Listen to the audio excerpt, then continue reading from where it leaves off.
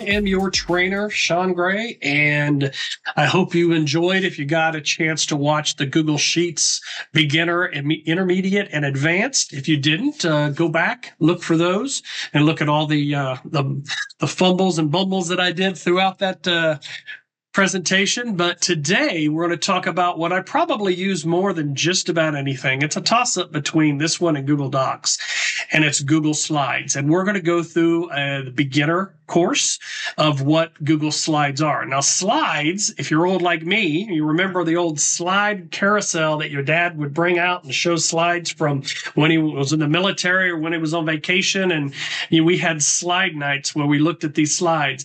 That's kind of where the name comes from, I would assume. But we need to figure out, what is a slide? It's a presentation software piece. It's just like PowerPoint. All right. So that's what Google Slides are. It's a presentation software piece. What can we do with Google Slides? What we do is we create these different slides, these different slide decks to visualize what we're trying to convey to our audience. We do not want to go hog wild and pig crazy. We do not want to go overboard to the point where they're paying attention to the slide and they want to know what the next slide is going to look like, and they're not really paying attention to you. So you don't really want to do a lot with animation and movement and all this stuff in the slides, because it takes away from what you are trying to convey to your people. All right. So what are we going to get into? We're going to get into, how do you open a slide? We're also going to talk about converting slides, and it would probably help if I put a V in there, right?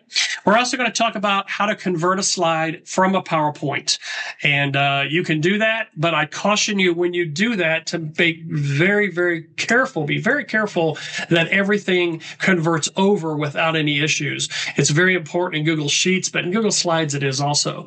We're going to navigate the menu. We're going to talk about all the things that you can do, and then we're going to create our presentation, and we're going to do all kinds of things with our presentations. We're going to spruce it up. We're going to add graphics, pictures. We're going to, do different types of images. We're going to add video to our presentation. We're going to add some word art. We're going to add some shapes. We're going to create tables and charts and graphs and all kinds of things. So remember, you're going to pause the video and you're going to try this yourself. PowerPoint slides are for the visual learner, but we also have learners that just learn by hearing my voice, and we also have learners that learn by doing. We really can't do kinesthetic if kinesthetic is movement. Obviously, you're moving if you're doing, but kinesthetic is more like dancing or just moving, and we will not use that one. But sit back, strap in, make sure you pause the video and do your own so you can kind of get a grip on what we're doing here. But welcome aboard. Right. How do you get to Google Slides? Well, there's a variety of ways to get there. You can open up your Drive, which is drive.google.com, and you can go to New, and you can click on Slides, and it will open up a brand new slide deck. And they're called decks. Each of these little slides are called decks. So you'll hear me say slide deck a lot. It just means each individual ones. You can also open up a tab and type in slides.google.com. It will open up the template in case you decide you want to use one of Google's wonderful templates. And if you were there for Sheets, you know how I feel about templates. They're good, except you have to do a lot of editing. So you'll notice that there are a lot of templates here. You can, look at all your templates. Oh, they say no templates available. There we go. Under General. Also, if we go back, one of my presentations that I already have is here in case I want to reopen it. So that is another way to do it. As you well know, I always go through Drive. It's just easier for me. So that's how you get to your slide deck. Now, what happens if you have a PowerPoint that you want to convert to Google Slides? Remember, a PowerPoint is a file. Google Slides is a website. It is a link. Well, what you do is you go over here to New, and you go to File Upload. And when you do that, you look for something that looks like a PowerPoint. And hopefully, I just did this, so hopefully it'll pop up. And of course, I have to search. And there it is. There's my sample slides. And down here in the bottom, it'll say upload is complete.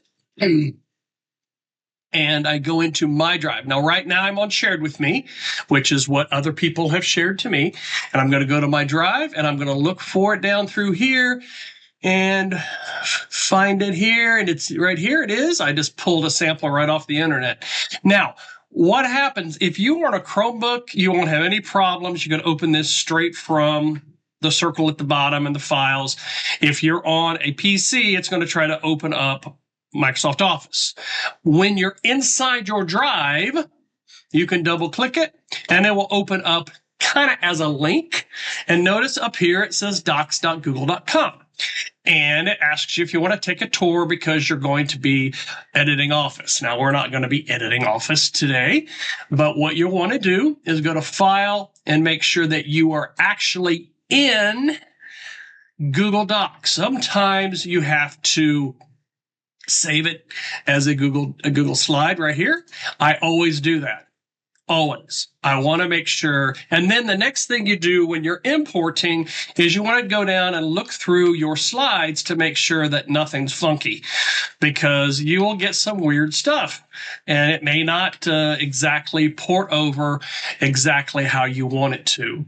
So that's kind of how you go from a PowerPoint into a Google slide. So why don't you pause and give that a shot. If you do not know or do not have a PowerPoint slide and you want to try this, go to Google and say PowerPoint sample slides. I pulled this straight from Dickinson University. So you can do that and you can pull up your slides. Now we'll work with this a little bit, but we're not going to be working with these, the particular sample slides because we are going to actually create our own. And I'm really excited about that. All right. We have our PowerPoint. We have our Google slide up and I did this straight from new Google Slides. Again, we can also pull up, we can look at templates, but I don't like templates. Who remembers the first thing you have to do? Say it out loud. Give it a title. Even if it is a title you're going to change, give it a title.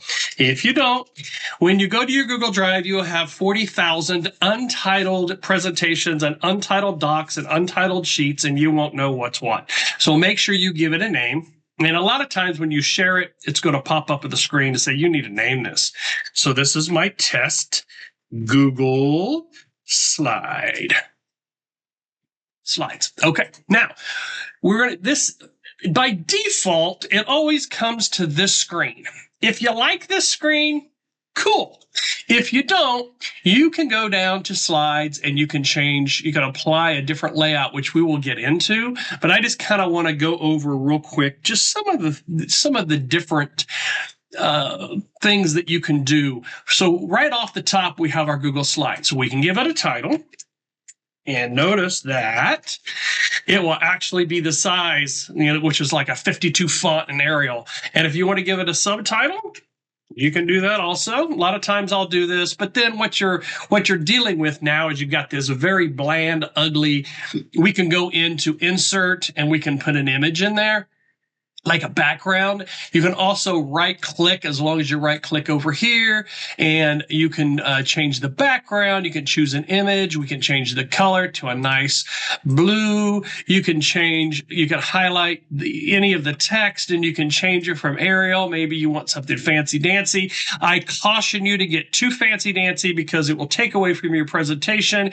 And what will happen is they will pay too much attention to that. And there was also times when you will change your font and you'll change it to something. I don't know. I know I do this all the time and I have to fix it because you can't really read it. So be careful not to do that.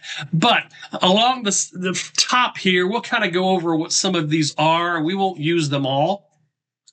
But you can import slides from PowerPoint here also. You can make a copy. Remember, making a copy is always good. If somebody sends you a Google Slides that you have to manipulate, it's not as big of a deal as in Sheets, because Sheets you can mess up the numbers. Obviously, you're not messing up the numbers in Google Slides. You can share it from here. You can email it. You can download it as a PDF, download it as a PowerPoint. You can download it as current slide for JPEGs. I do this a lot if I just want one slide to do something. Approvals we'll talk to in advanced.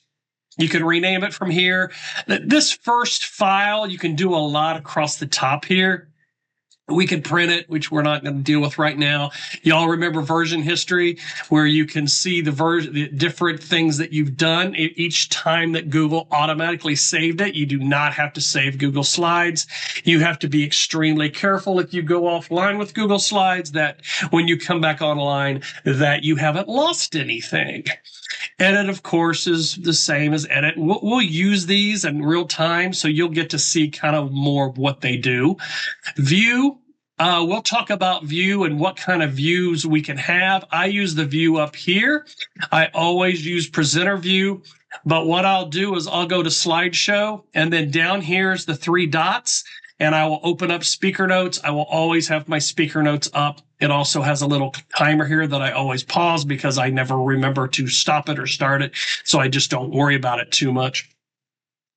But you can have different types of views. You can have a slideshow view. You can have your slide recordings. We'll talk about a lot of these different things on how to build up your slideshow here. You can have grid view, which is really cool if you have a lot of different slides, but we don't right now. We just have the one.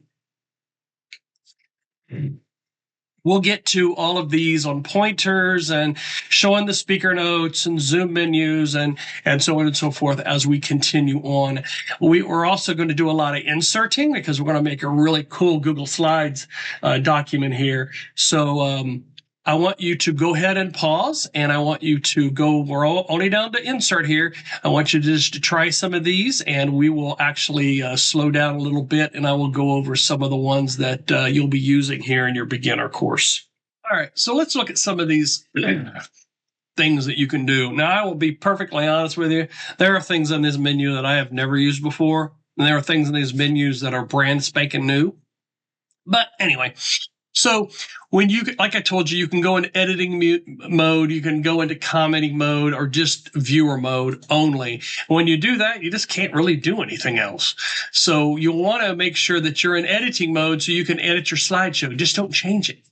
This just takes you directly to the slideshow. This is something pretty cool. You can actually record it and have them, basically what we're doing now. Now, we use a different program, but you could literally use this Google Slide recording to make a recording of creating Google Slides, which is really cool. I've never tried it, so I don't know how well it does or doesn't work.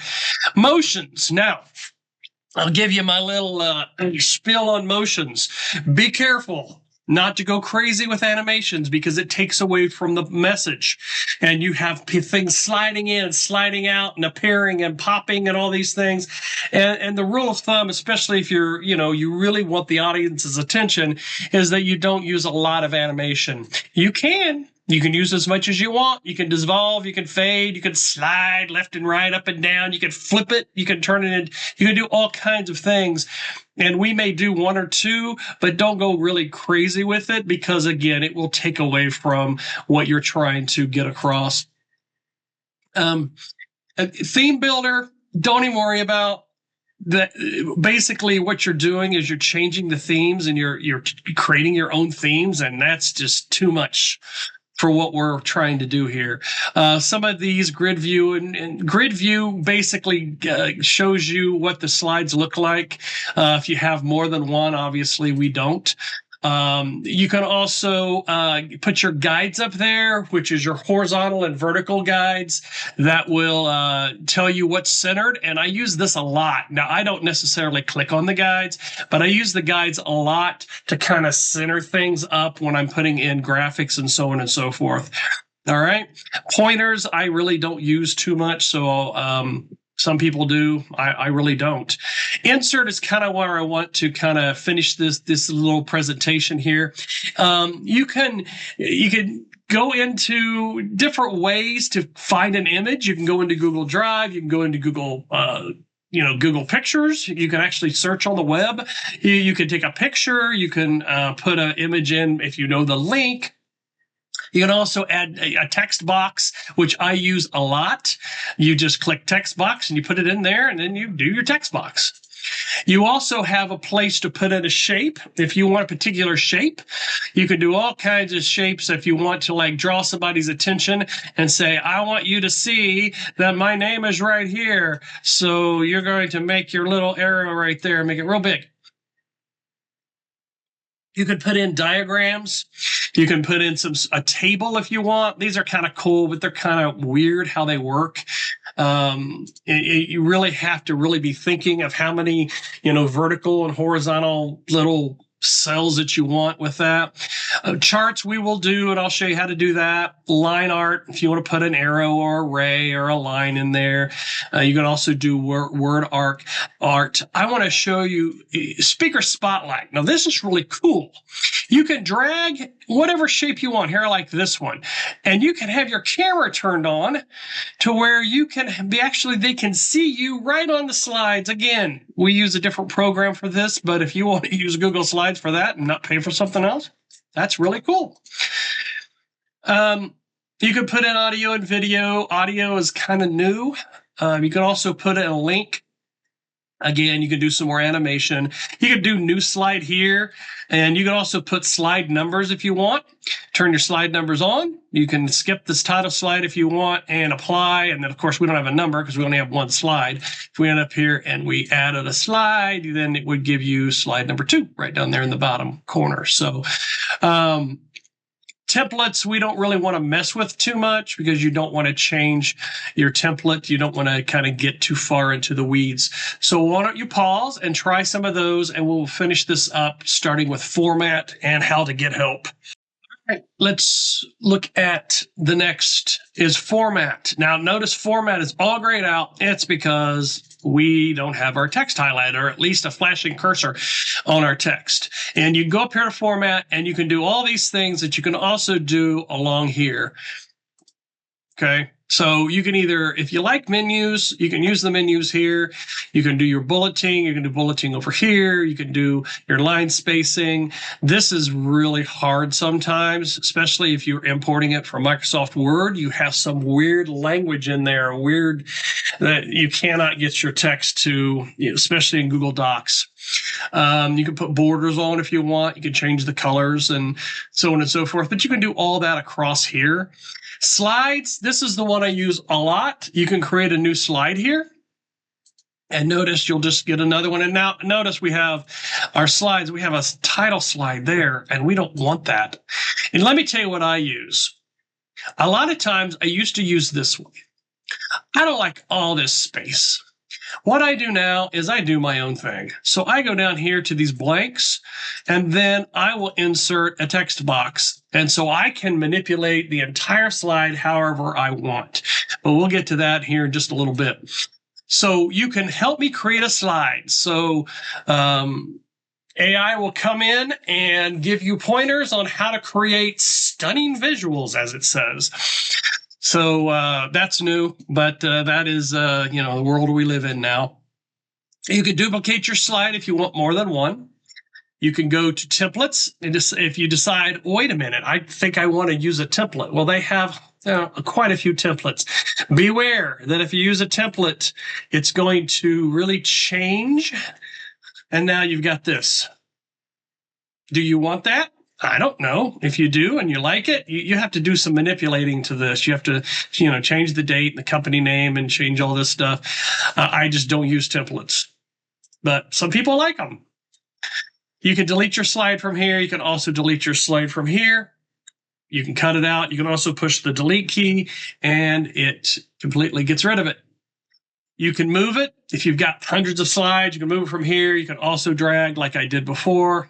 And I do a lot of things with the mouse, so I don't really use the menus a whole lot.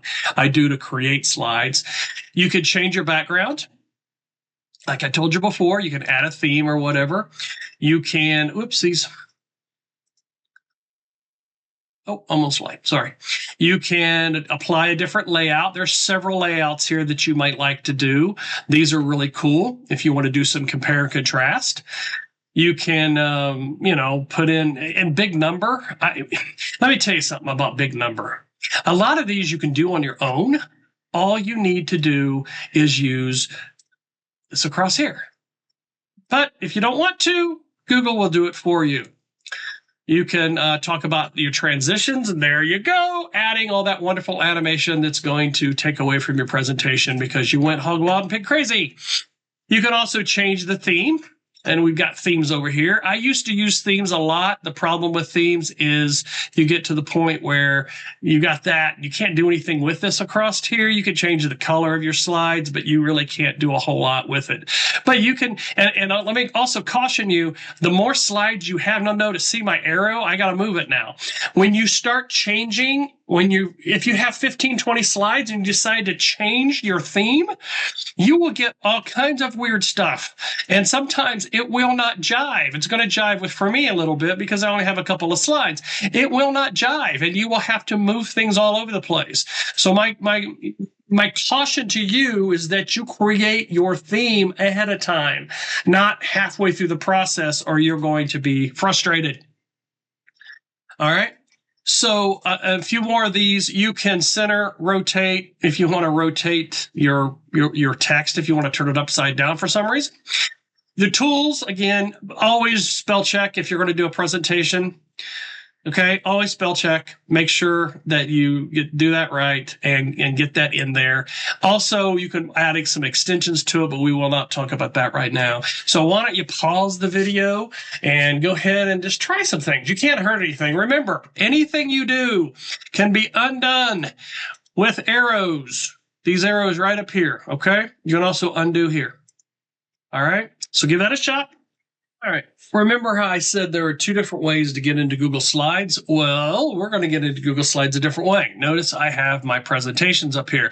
Notice I have my PowerPoint, which is going to be saved when I go to slides.google.com. Notice it changes it to Docs. It doesn't matter.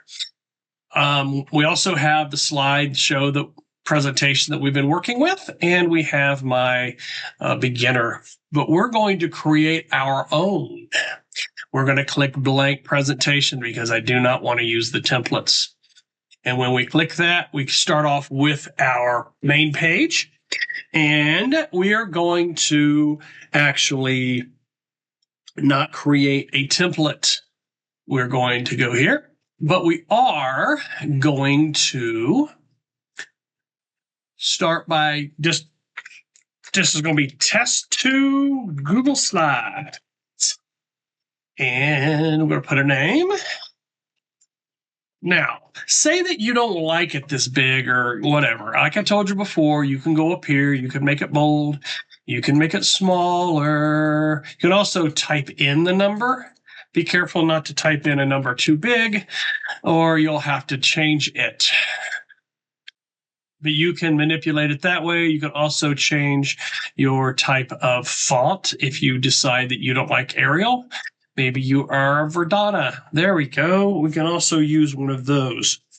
Remember, you do not save Google Slides. It is a website. It is a link. Now, if you want to download it, you can. And notice I put test 2 Google Slides. Now watch this magic. Bam. If you click up here after you've written your title, Google goes, oh, that's what we call it. But you can download it, but once you download it, you're done, especially if you make it a PDF. Now, if you make it a PowerPoint, you can go back in and manipulate it. If you make it a JPEG, it's going to be like taking a picture, so you can't do anything with it. So we don't save, but we do share. We can share the PowerPoint, the Google slide. And how do you share it? You go over here, and you see that right now it's private to only me, and I can copy the link, or I can go into share. And I can share it with someone. Let's share it with my alter identity. It's not going to pop up because I guess I have not shared anything. There we go. And this tells me that this is probably a real person, or at least, now I can make my share person an editor, a commenter, or only a viewer, and I can add an expiration date if I only want them to do it for just a small period of time, like until Christmas at midnight or a minute before midnight. I can also take that away, or I can change it to whenever. Maybe I only want them to have access until the 5th. I can also give them a message, say, look this over and make corrections. Oops. Okay. And we can save it, and it's going to notify the people by an email. So I'm going to get an email. It's not part of my group. Do I want to share anyway? Absolutely want to share it anyway. So now I've shared it. All right. So now I don't have anything. Now, listen. Since it is a website, it is live. So as I'm manipulating it, they're going to see my changes. They're going to see my additions. They're going to see all of that. So when I come up here and say add a slide and get this one, and I'm just going to leave it this way, even though I really don't, I like to do things my own way, but I'm going to try not to do it this time. So the title of my first slide is How to Add Text. And this is one of those wonderful bullet points that you can add. And I'm going to show you what kind of bullet points you can add. You can add a bullet. This is one. You can also go in and change it all to something different. Look how pretty that is. Say that you want numbers instead. You just click up here and change it to numbers. There are so many different things that you can do. How about you're in college and you want an outline? Well, you can do an outline really any way you want, but you can have an outline that has, and you push the tab key. Push the tab key will make you go into like the indented part of it, like that. And if you push the enter key twice, it takes you back to your main. This is kind of hard sometimes, and you really have to manipulate it and get it to do what you want, because sometimes it won't do it. Now, I want to show you something. If you keep pushing enter, it will completely take away your bullets if you want them taken away. Now watch when I create my own bullets. It should create it once Google figures out what you're doing. It should create their own bullets. You can also use letters. Also, if you decide, when you go up here and you click, and you can also use letters, and you can manipulate it that way. So why don't you pause the video and give that a try. All right, so we kind of have two very, very boring slides right here.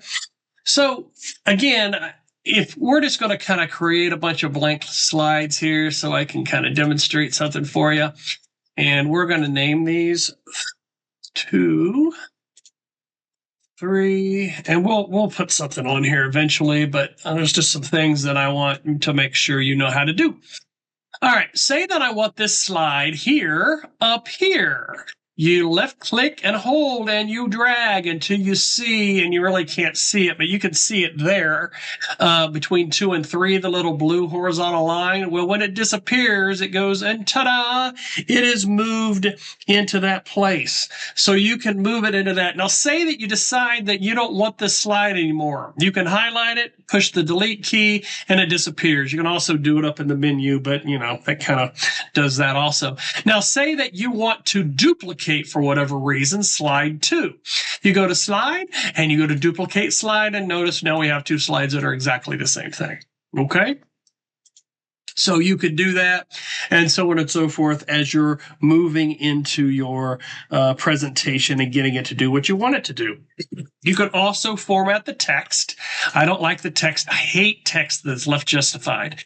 So I highlight the whole thing by pushing the left mouse button and dragging, and I go up here and I go in the middle. Now, I use, this is called newspaper type. I use that when I do the Google Docs, and we'll get into that when we get into Google Docs. But so I now have it in the middle, and I want it to be bold, and I want it to be underlined because it is a title, and I want it to do it that way. So I've moved it. You can format it. Say that you don't want these over here, that you want them right justified. And I do some right justified stuff, but that looks really bad. So we're going to move it back to where it was because it doesn't look good. Although, if I want it, and I do this a lot, I can have everything in the center. Again, sometimes it looks really weird to have things in the center. It just really depends on what you want it for. And you just have to figure out if this is what you want. Now, I don't like the fact that these are kind of small. And notice we have no number up here. The reason you don't have a number up here is because you notice that here is it's a 14 and the number 2 is an 18. So Google can't tell you that you're at a 14 or an 18 because when you highlight two different font sizes, if you want to make them the same, you just go up here and say, I want it all to be 25s. And they all change to 25s. And now, since everything's uniform, you can do your minuses and your pluses right then and there. So that's kind of how you format a slide. And we don't do a whole lot of paragraphing in Google Slides, but I suppose if you wanted to paragraph something, you could. Let's take out the... Let's get rid of them. What you do is you just kind of say, bam, we don't want any type of stuff going on here. You could, if you push like the tab button, you can tab in twice if you want to do some formatting, if that's something that you want to do. Now I want to show you something that's really cool, and I never use it, so it's really cool to me. Say that you got all of this and you're in Verdana, but this is an aerial. And you have 5 pages of slides or 5 slide decks that and you don't want to change them all. What you do is you highlight what you want it to change to. So we want it to be Verdana. And you go up here to the paint format, and you drag it over the thing that you want to change, and ta-da! Now it is Verdana, and it is at 48, which is a really cool little feature that you can use if you have 4 or 5 different fonts or 4 or 5 different font styles or sizes. You can change all of those. So why don't you pause? Why don't you create 2 different text boxes? These are text boxes, and change and have different font styles. Highlight what you want it to change to. Do your paint. I don't think it'll do it on a different slide. It will. There you go. Give it a shot. All right, we're going to add some graphics. So we have some pretty cool new features that Google Slides can do that you'll really be happy about, I do believe. But we're going to add a picture graphic, and we're going to add some right here. We're going to go to Insert Image. Now, I'm not going to upload any from my computer, but you can if you want. We're going to generate an image first, which means generate it from AI. And notice I already did one, and we have some cat. I just put a cat riding a bike. So once you've done what you want to do, and you can type in anything you want, you can drag it over. And notice we have a cat riding a bike with a little rainbow in the back, probably somewhere over in Europe, I would imagine. All right, so now we want a monkey riding a unicycle. Now, I won't caution you that it took about 45 seconds to create this, but we're going to sit here and let it create it. And I'll show you the very first thing when we're working with graphics here. And you'll notice that it's creating. And now here we go. What kind of monkey do we want? And we've noticed we've done a square. We can also do a wide and a tall. We can add a different type of style. If we want, we could say photography, and then we can go ahead and change it. Let's change it in case we don't want a particular cartoon or whatever. Let's see what photography means. All right, so this works for me. All right, so we have a real monkey, and it's big. And notice these circles here in the corners. That means you grab it, left-click it, and move it. Make it the size that you want. Now, notice I want you to look at the bottom while I'm dragging with my left click, and I stop. The red means that it is now the same size as the cat one, which is very, very cool. All right, so I could play with that for hours. Let's move on to what else you can do. You can go into Stock and Web, and you can look at some of the ones that they have here. I said Google Slides, so we're going to have a Google slide. We can just drag it in. That's all you have to do.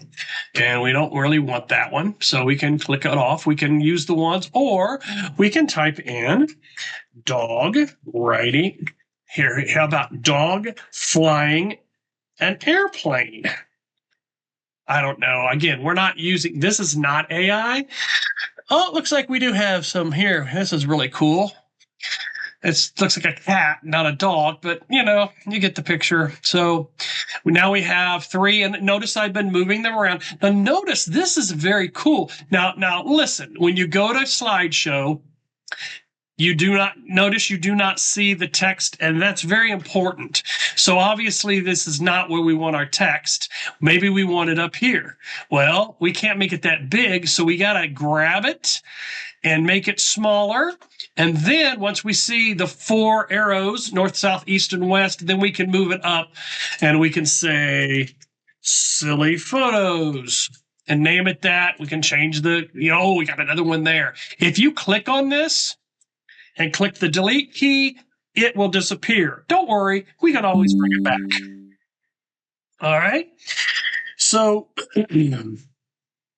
we can now say that you don't want some of this background. See this guy back here? I don't really like him on there. So I'm going to double click, and you're going to get these black little in the corners and stuff. Well, you can grab it. Now don't grab it like that, because that means move. So you're going to wait till you get there. And this is called, notice, see that? Up here, you can uncheck it. Voila, we have cropped. Now say we want this to kind of be the same size. We can always make it bigger. It stretches it a little bit, but it's really not that big of a deal. We can move these anywhere we want. We can have it over the top, which is really cool. Some of these animated GIFs are really cool, especially where you can see through them. We could put this here and say silly photos. We can move this out of the way. Whoops, we moved the wrong one. And that sometimes happens. We can move this out of the way, and we can go up here and make this a 20 maybe. And it's really small now. And let's move this back up.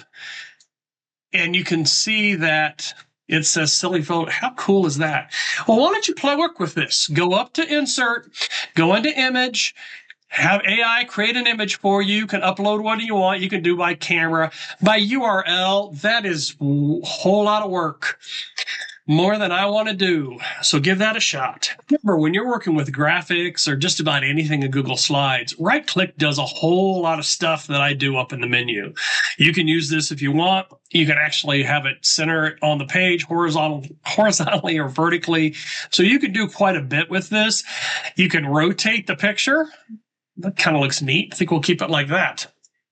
So you can do quite a bit when you right click. Just kind of keep that in mind. You can also crop it from here. I just have a different way that I do a lot of different things. So, but it's there. Now, we failed to do something that we're going to do. We're going to change the theme. Notice we have our themes here, and we did that before, but we haven't done it with this presentation. So I want to change the theme to this one because I really like it. Oh, see how ugly that is? See, remember what I told you? I told you there would be issues with themes. So we don't want that theme anymore. We're going to change it to this one. Don't really like that one either. You pause the video and you create a theme or bring one in to see which one works for you. I'm just not happy with most of these themes. But we'll keep this one, I guess. I don't like that one either.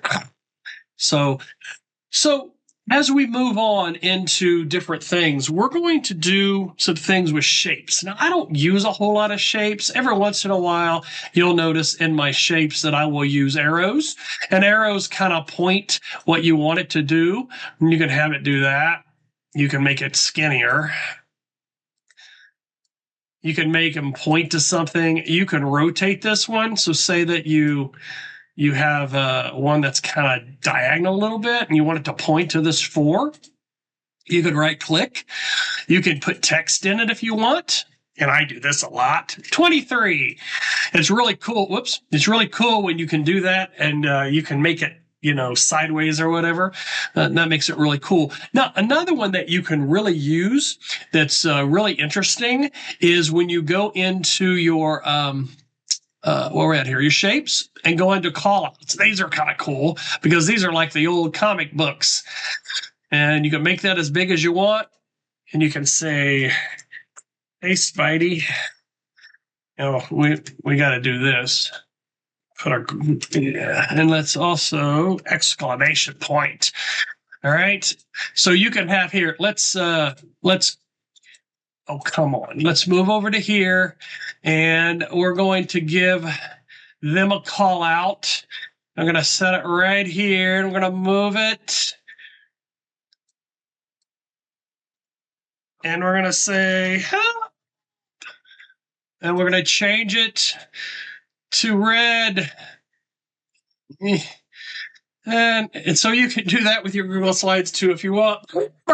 The more stuff you do, the more you're going to take away from the presentation, because I'm already this animated GIF is already driving me absolutely insane.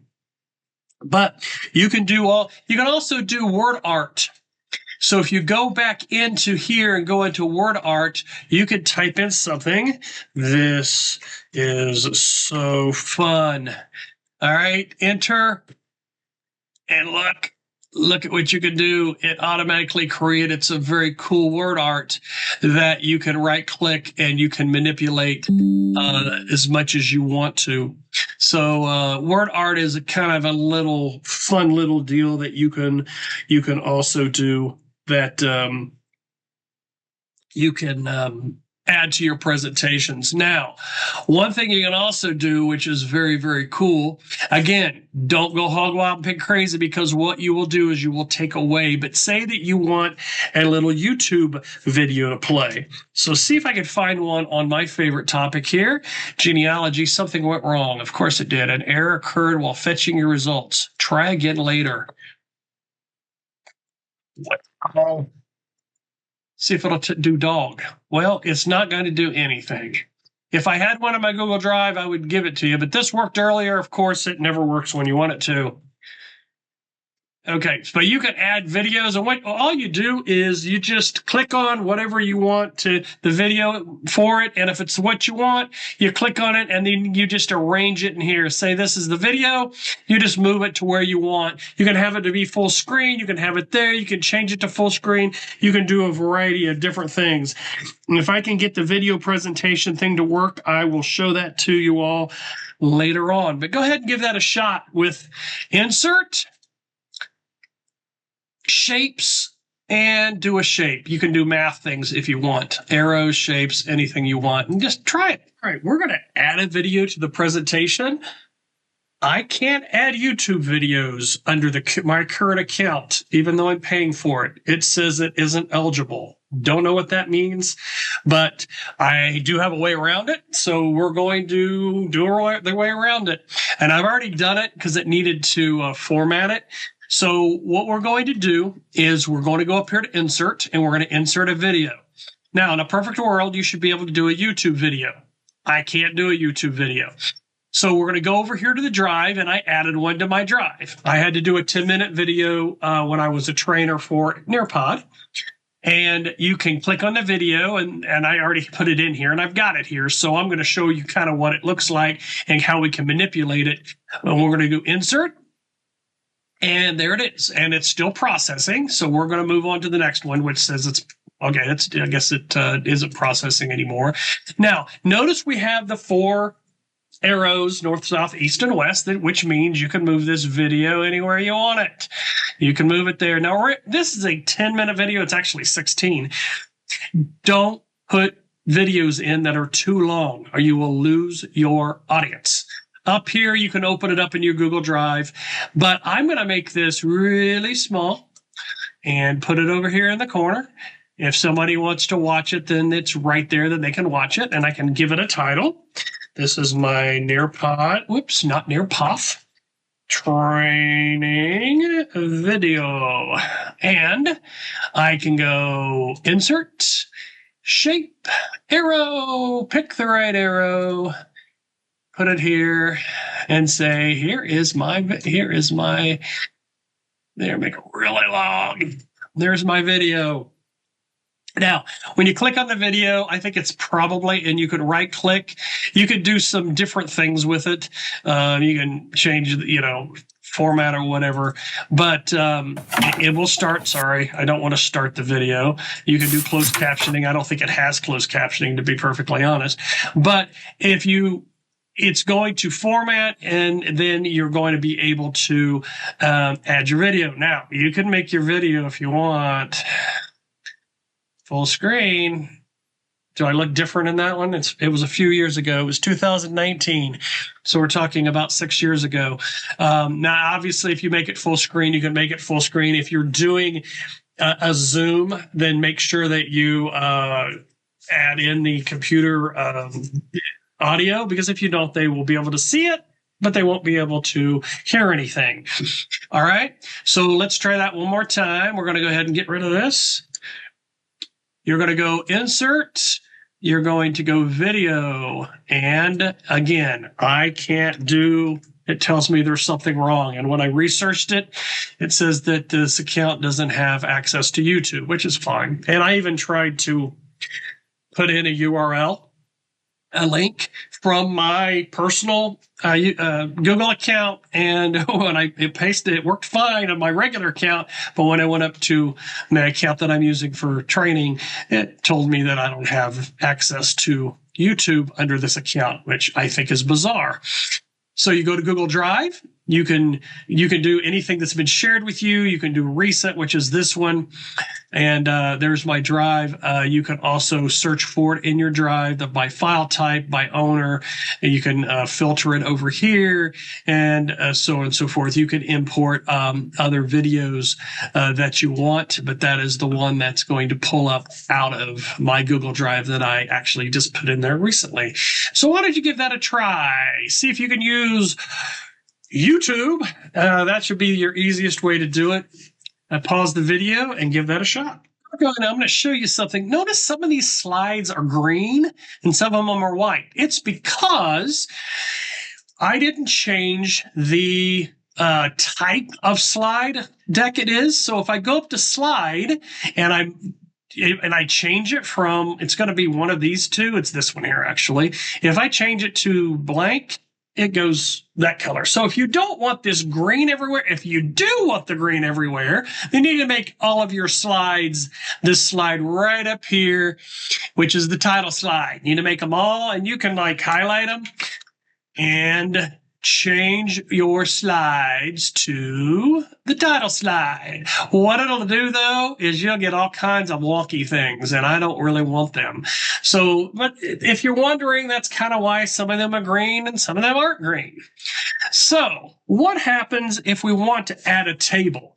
Now, I caution you on tables, because if you make a table, you can't change it. So say that you want a table that's 9 by 6. You're going to get a table 9 by 6. Okay. Say that you wanted to add and you wanted more than 6 cells in the column. Well, you have to go in and redo it. All right. So we're going to just make a square one, 7 by 7.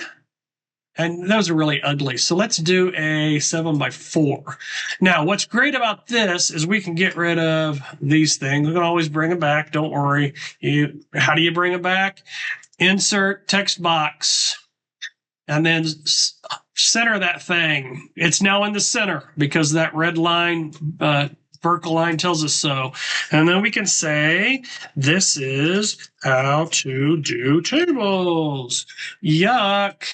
Let's make that centered. Let's highlight to make it, yeah. I think it's not even complete. I don't know why Google does that. I don't even think it's black. I think it's like an off-color black. Yeah, so we're going to go here, and it looks a little bit better for me. In fact, I'm tired of that. I want to use this. All right, so, and then I'm going to take that off because it's too much. All right, so we can put in here, we can say date, and then you can arrow over and say name. arrow over and say amount, arrow over and say left over. I'm just making things up. Now, again, I like my title stuff. I like them to be bold, underlined, and centered. So we've done all of that. We have 3 more because I can't think off the top of my head. All right. So now we can put a date in. 11/25/2025. Ooh, that's ugly. Well, look what you can do. You can go right here and you're going to make this a little bit bigger. Now, these are the same size. These are all the same size. This one's a little bit bigger. Now let's put a name in. Yuck. We can do the same thing here, or we can highlight Sean Gray and we can make it small until the name's in there. Okay. And you can also bold it. Oop. Bold it always does that. So how about the amount? This should be a pretty... Now, if you wanted to make this one bigger and maybe put that back up to where it was, and I don't like that. So we can make this a little bit bigger. Notice how we're... And then we can put this in the center and say the amount is 5,000. Left over, we want to center it. And that's going to be 100. So I did a very good job. And you don't want to push enter because what it does is it enters inside of the cell. So you'll want to click back down here and you can go ahead and do your next thing. All right. So you can insert rows and columns just like a spreadsheet if you want to do that. And that's something that I'm glad Google has decided to do. If you notice, you can make it bigger, but what it's going to do is it's going to make this cell bigger. And we want really to all to be the same size as much as we possibly can. But this is how you do a table. This is a table that kind of looks like a spreadsheet, that kind of looks like Google Sheets. But you can do that. You can add in all of your data. You can also copy and paste if you want. So why don't you go up to Insert, pause the video, go up to Insert, go to Table, and try to create a table and see how you do. Creating a chart and a Google slide. This is all for visual purposes. So there are 2 different ways to create charts, and we're going to try them both. You're going to go to Insert Chart, and we're going to do it from Google Sheets first. So this is one that is already kind of pre-made. It has to already be pre-made in Google Sheets, or it's going to tell you it can't find it. And I'm going to show that to you. So we're going to start with this one here, Timeline Demo. We're going to go Insert, and it's going to say, whoa, there's no chart in this spreadsheet. Are you crazy? So we're going to go back, and we're going to try to find another one. Well, I know there's one in here, so we're going to click here. We're going to go Insert. Ta-da! And there is your... You click on it, you click Import, and it is pretty much full screen. Looks like we got a couple of... borders here on the left and right side, and there is your one created. Now, of course, it's linked. It's linked to a your Google Sheet. So once it's linked, means it's live. So if you change the numbers, it will change it on this particular sheet, on this particular slide. Sorry. So you can, as long as it's linked. All right. Now, what happens if you want to do it yourself? How you do that? Well, you're going to do the same thing. You're going to go to Insert. You're going to go to Chart, and you're going to continue. See, what kind do you want? You want a line chart? Do you want a pie chart? Do you want a bar chart? Do you want a column chart? Let's do a column chart. So it's going to create one, and you're looking at it going, I don't understand what any of this is. Well, I want my own numbers. I want it to say my own stuff. So we're going to go over here. We're going to click our 3 dots, and we're going to go to Open Source. Don't know why they call it Open Source. I have absolutely no idea. But when you click it, it's going to open up your chart. Now, when I did this the first time, I was like, all my numbers are hidden, but they're not. You have to scroll up. All right. So notice it says points scored, and we've got Team 1, Team 2, Team 3, Team 4. So what we're going to do is I'm just going to change some numbers. Change it to 2. Notice it went way, way down. Say that we want to name these. We want Bears. We want Vikings. we want Packers, and we want Lions, okay? So up here, we know this is going to be at least 200, and it's way off the charts. Notice when it's done. Period 2, we know they scored 89, and we all know this is going to be, and I'm going to make some people upset with me, but I'm just kind of teasing. So there we go. All right, so that's a 2, and then 4, and then 6. All right, we've changed it. That's what it looks like on our graph. And if we go back to our PowerPoint, should go back to the right one. Okay, and right here it says update, and ta-da! It has updated it. Your little heart's desire here, okay? It has updated it to what you want. So you can go into your, where is it at here? Go into, you can change your, what you're going to have here. You can change it to Q1. Notice it says Q1 and period 2 now, and you go back into your slide deck and you go update, and it updates it. That is how you do the 2 different types of charts. You either link it from a Google Sheet that has a chart, or you let it create its own type of chart. You can go in here, and if you decide you want a pie chart, you can do a pie chart. And again, you're back to team 1 through 4, and you can open source it. You can unlink it too, but unlink it, you're just going to get what you get. All right. So once you give that a shot, try both. Create a chart in a Google Sheet, or, download one from a Google Sheet online, a template or a sample, and see how that works for you. All right, we have finished putting together our PowerPoint, our Google slide, and now we're going to present it, okay? So I have one pulled up here that I had to find that had some notes in it, because the first thing you're going to do is we're going to do slideshow. Now, if you have an external projector, you'll want to go over here and you'll want to present it. We don't have one, so we're not going to do it. So we can do this one of 2 ways. We can presenter view, but we're going to go slideshow, and it's going to pull up the slideshow. And then at that point, because I'm going to have my laptop and I'm also going to have a projector out there, I'm going to click these 3 dots right here at the bottom and open speaker notes. And it's really small. So I want to make it big, and I want to pause it and reset it. And then I'm going to drag it so my old eyes can see. And now we have it. Now, if you'll notice, we're on our first slide. And we can move our slides. And I didn't make this real big, and I probably should have made it bigger. Usually I do. But you'll notice that I have notes. I don't have a whole lot of notes, but I have a few notes in here. And as I'm moving the slides with a little clicker, I can actually read what's in my notes. And I'm going to move it to a place where there are actual notes here. In fact, let me stop this for just a minute, push escape, and I'm going to do what I forgot to do, but I normally do. I usually make this about a 15 or 16, and then I'll change the color. So when I'm doing my presentation, it'll kind of bounce to me a little bit. So let's go ahead and make it big, and there we go.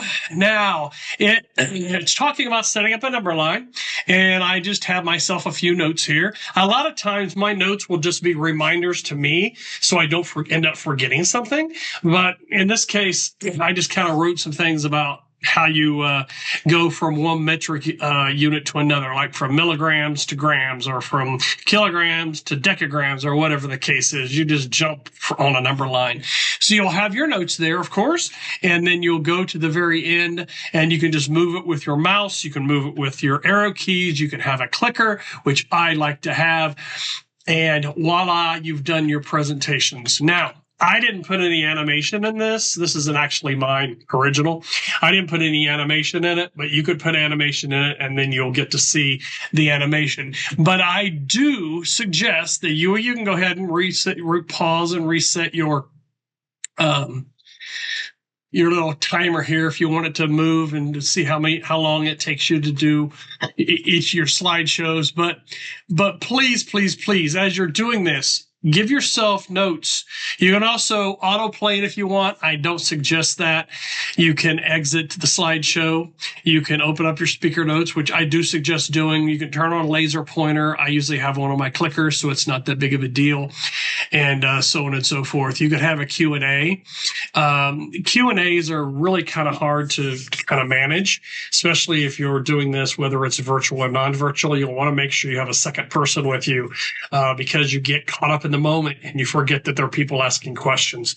So go ahead, and the one you created, go to slideshow.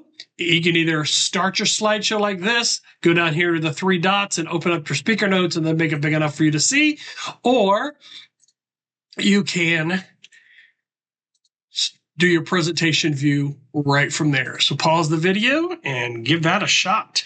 Well, we made it. We made it to the end of the beginner course for Google Slides. So what have we learned? We learned how to open up slides. How do you get there? We learned how to convert slides from PowerPoint. And we also learned that Google Slides is not a file. It is a website. It is a link. That's why it's live. That's why you can type on it. Somebody else can type on it at the same time. They can see your changes. We also learned that if you convert it from PowerPoint, that you look at each and every individual slide and make sure that all the formatting went through.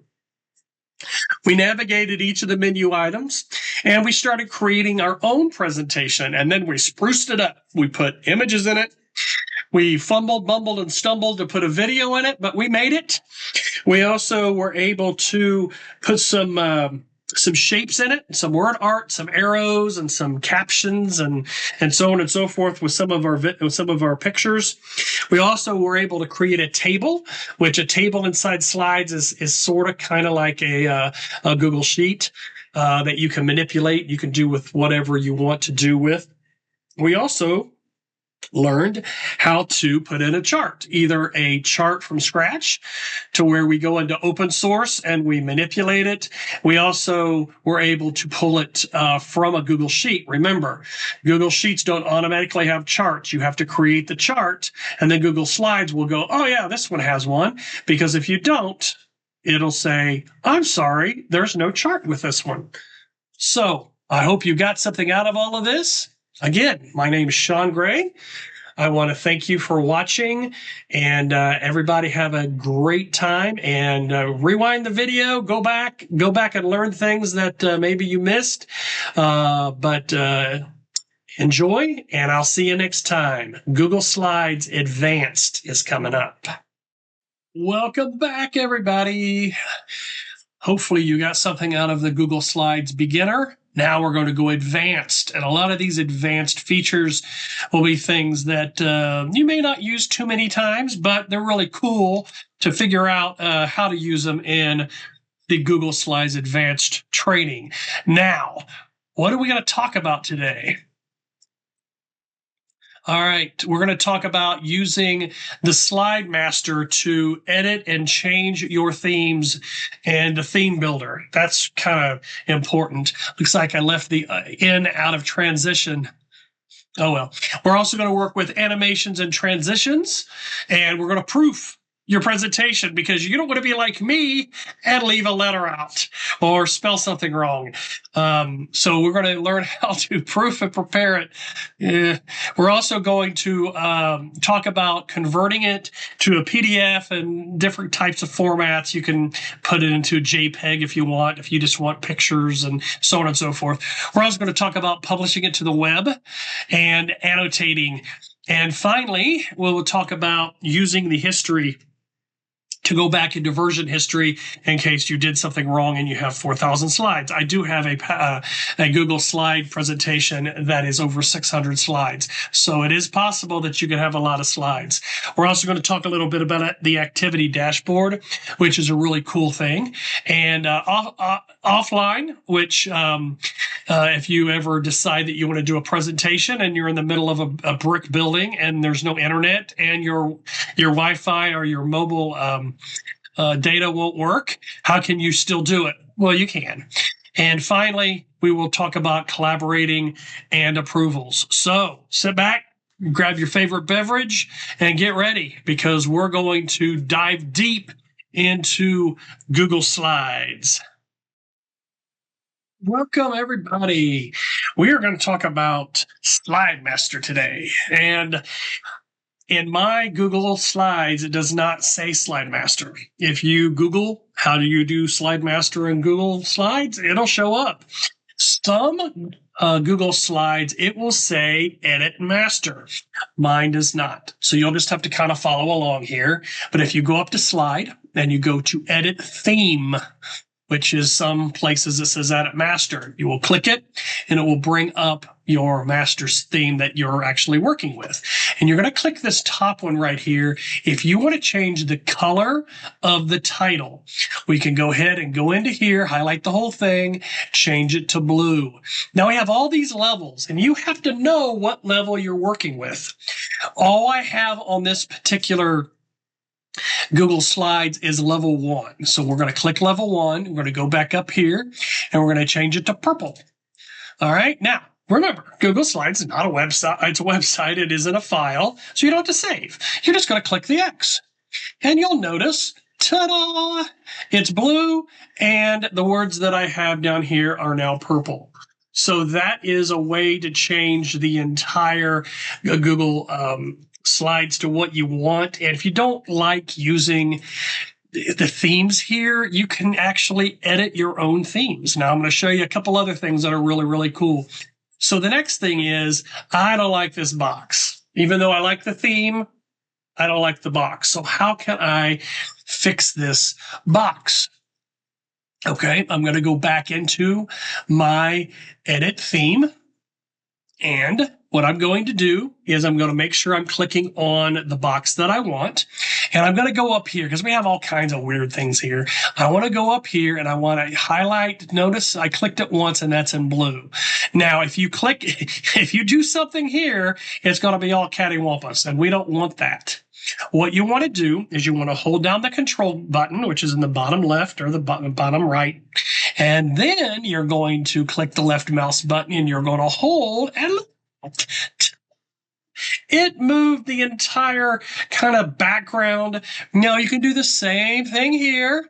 Click the control button and kind of move it and voila! And then you can start tinkering with your. And of course, you're going to get that. That's always going to happen every single time. And you can actually click that and make that your own size. Now, remember, we're not saving. We're going to click and look at that, how pretty that is. And now you can change. Now, I want to go back. I want to show you what I'm talking about. Let's go back into themes. This is the theme I used right here. Notice, and I didn't mean to click it, but notice that it's bigger because we edited the theme. Now say we love this. This is our favorite theme of all, and we want to keep it. We want to keep it going. So what are we going to do? We're going to scroll down here, and we're going to go to Import Theme, and it's going to give us a variety of all of the things that we've done already. And you see where we have this Google. I don't want to mess with this one. I'm going to mess with this one right here that says Unit of Measure. I don't know what this is going to look like, so you got to be really careful. You're going to click on it. You're going to click Insert. And it's going to say, what do you want to do? We're going to try this and see what happens when we import the theme. And we've imported the theme from the other presentation right onto this theme. So pause your video and give it a shot. Remember, Slides, Edit Theme, and then you can do all your editing here. Now we got all kinds of funky things that we're going to do. So we're going to click up here. We're going to change this to a blue. Yuck. We need to kind of figure out how to change our background because it is a mess right now. We can actually go back. There we go. Back to the original. So slide, edit theme, and go into and make your changes. Pause it. Give it a shot. Okay. We did a little bit with Slide Master. Now we're going to do a little bit with Theme Builder, which is actually working out exactly the same way. But we're going to kind of dig deep into it, and hopefully there'll be something here that I can teach you that you'll be like, oh, yeah, cool. Okay, so first thing you want to do is you want to go to View, and you want to go down to Theme Builder. And guess what? It looks exactly like Slide Master. Now, one thing that you can do is click on colors And then you get to choose what you want to do. You can do text and background 1, text and background 2, and so on and so forth. You can do accents. You can do your links. So if we go to text and background 1, we can change it to whatever color we want. Change it to blue, and notice that your background is now changed to blue. If we only want to accent, we can do all kinds of different things with it, and I don't even know if you can see any accents on there. Now, I will tell you, I will caution you that if you have a PowerPoint that you have converted, a lot of times you're not going to get a whole, because you didn't create it. So you're not, the theme is not, you can't like take an existing PowerPoint, convert it to Google Docs, and then get a full-fledged theme builder. I've tried it with a couple of different conversions, and you just get a couple of slides. You have to like create the slides yourself, which kind of defeats the purpose as far as I'm concerned. Now, let me kind of go over what these are. This is your blueprint of the entire theme. Notice we've changed it to blue, so we can go up here and we can change it again if we want. We can change it to like green, and that's an ugly green. Let's make it a little darker. That's better. And again, we can change our levels if we want. We can only change the first level. If we want to change that to blue, then that's going to change that to blue, but that's probably not a good color because we did a background as blue. We can change it to black. Now, this will change your entire slide presentation. But one thing that's always really kind of bothered me, and I really didn't know how to fix this problem, is how on earth do you change individual slides to kind of fit what you want? Because in the past, you pick a slide, you pick a theme, and you're stuck with it. Well, you could literally go into whatever slide you want, like this one here. Notice it's weird color. And we can change this. We can go into colors. We can change our background, text and background 1, 2. Let's just try a different one and see what happens. Notice it changed everything, and we don't want that, all right? So we're going to go back 1, and we're going to change this, and we're going to go up here, and we're going to change it to a different color, change it to blue, and then we can change our, we want to change our background, and notice it's this weird gray color, which, in my opinion, gray is the best color, but I digress. All right, change that. This is going to be really ugly. But notice that it is red, and we have one up here that's blue, because what we've done is we've changed the individual slide. Say that we want to change this font to something fancy-dancy. How about Pacifico? We can also make this bigger if we want. We can do all kinds of things to it. So you can change individual slides by doing that. Now, we're going to go up here, and what we're going to do is we're going to insert an image. And right here, notice it looks different because we have changed, and we're now into the theme builder. So we're going to have ourselves an oval. Ooh, look at that. How cool is that? I don't like oval. So what we're going to end up doing is we're going to go to mask image, and we're going to change it to an arrow. And we can make this arrow as big as we want. And then, of course, we can put a picture in there if we want to. If we want to, insert the picture, the image, and we can hopefully find one. I don't think I've got anything on here. I don't know what those are. Here's a screenshot of a news. Oops. Well, that's not going to tell us what we want. Right. We can put it in there, though. All right. And say that you created a slide. Well, if you right click over here, you can rename your layout. You can create a slide. You can duplicate your layout. We duplicated our slide is what we've done. And up here, it says rename. We want to rename this to a dupe that can be written on. In case you are sharing this and you don't want anybody else touching your stuff, and you just want it to be, you don't want them touching this one, but you want them touching the one that you've created. So once again, this is kind of like Slide Master. You're going to go up to File. You're going to go up to, here, let's get out of here so we can go back to it. There. And you're going to go to View, Theme Builder, and you're going to build out your theme. Why don't you try it? You're not going to hurt it. Don't use it on a Google slide that you want to keep presentation. Go into File, make a copy and then work with your copy. Remember, you can always go back. You can also go to history, which we'll talk about here in just a little bit. All right, it's time for my least favorite part of Google Slides, transitions and animations. And the reason I don't like them is because it's either none or every slide does something fancy. And if you were here for the beginning course that I taught, you'll know that I don't like them because they take away from the presentation. But I'm going to teach you how to do it. And I say use it very cautiously. But before I start, I want to show you one more thing. And if you go up to Insert and you go to slide numbers, you will get an option, turn them on or turn them off. Well, you can do, obviously, if they're on, you turn them off, so on and so forth. You could skip the slide title, or you can do them all. And we're going to skip the slide title, and we're going to click Apply. And if you'll notice down here in the very bottom corner is the number. And guess what? You can move it to wherever you want. You can also say that you don't like it because it's so light. You can change it to black and make it that. You can make it bigger. So you can manipulate it however you want to manipulate it. But unfortunately, you have to do it individually to all of them, which is fine. So you can move it. You can move it around. You can put it in the center if you want for whatever crazy reason. But that is how you add page numbers. All right. Now let the fun begin. So we're going to start with animations. Now I want to show you something that you may not know. If you go to Insert, Animations is not available. It is grayed out, my favorite color. Why is it grayed out? Because you have not told Google which object that you want to animate. You have to pick the item. All right, so we're going to pick, right here.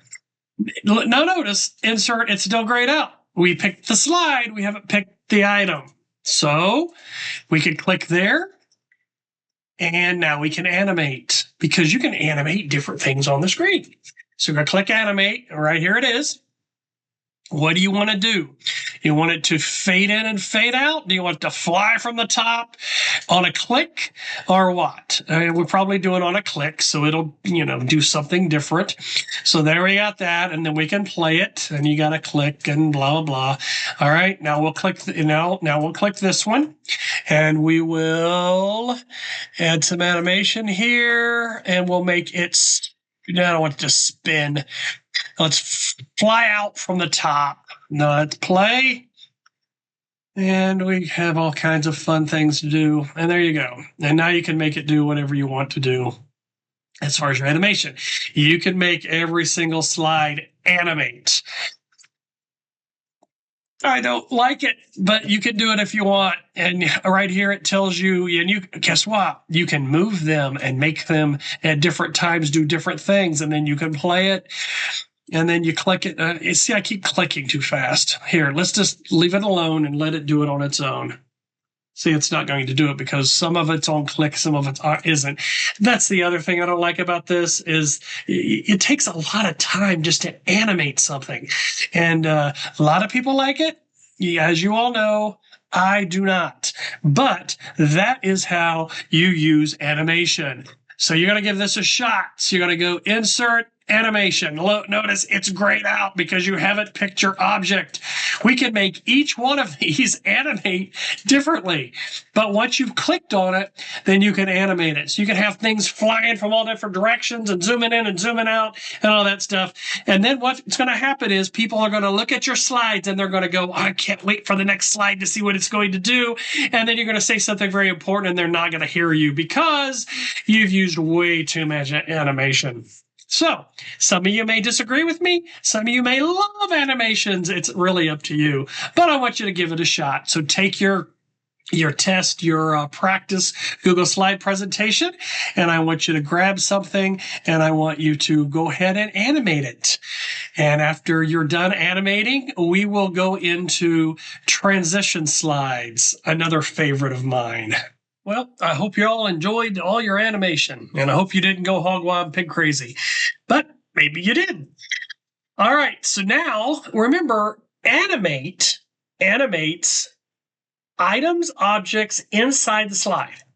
Transition is exactly what it is. It transitions from slide to slide. You're not animating objects, you're transitioning slides. And this is another thing that this one isn't as big of a deal as animation because the slides have to move anyway. And I'm just going to kind of go through the different ways to transition from slide to slide. So, going to go up to slide and you're going to go to transition and your little deal is going to show up over here. Now you can have each individual slide do something different. And so what can we have it do? We can have it dissolve. We can have it flip. We can have it slide from right, slide from left, flip, cube, or gallery. So I'm going to kind of show you a few of these just to kind of give you an idea, but it's really not rocket science. Object animations is down here. We're not dealing with that. So we're going to do cube first. Now, do we want this to apply to all the slides? I kind of do, so I can kind of give you an idea of what it looks like. So I'm going to click Apply to All Slides. Notice it's highlighted in kind of like a yellow. I'm going to go up to Slideshow, and notice it flips like a cube. And they all flip like a cube. So that's what that means. Now, say that you want to go to slide 2, and you want it to do something different. You want it to dissolve. Now, let's see if this works. We don't know if it's going to. We don't want to play it. We want to go to slideshow. We want to start at the beginning. And notice it faded, but the rest of them flip. Because, again, you could go hog wild, pig crazy with this. I would suggest that you don't, but you don't have a whole lot of choices here like you do with animation. So let's try a couple of more here. This isn't hard. One that will, I think, flip maybe. Let's try flip. I think flip is one of them that, well, it's not really flipping. I think we forgot to apply to all slides. We did. All right, now let's do some flipping, shall we?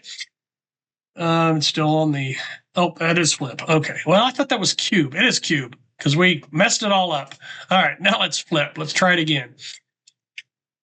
There we go. Notice it's flipping, but it's 2D instead of a 3D cube. All right. So there's another thing. So you can do, you can make him do whatever. You spend a lot of time flipping and transitioning. You're not spending a whole lot of time on the actual content of the Google slide. And I would suggest that you spend more time with your content than with your transitions. Right? Dissolve. It kind of dissolves. Yeah, it kind of does what it wants to do. So you guys are going to pause the video and try this. So you're going to click on the first slide, kind of keep it there, slide transitions, and you're going to go over here and you're going to do all kinds of, now you go to none and you can put everything back to normal to where it was and apply to all slides, or you can go ahead and do different things. I don't think I've done gallery lately. Let's see what it looks like now. Oh, it's cool. Look at that. It looks like a gallery of pictures, like one of those little portable picture frames that are digital. So there you go. Pause it. Give it a try. Transitions, slides, transition, and see what you can do with yours.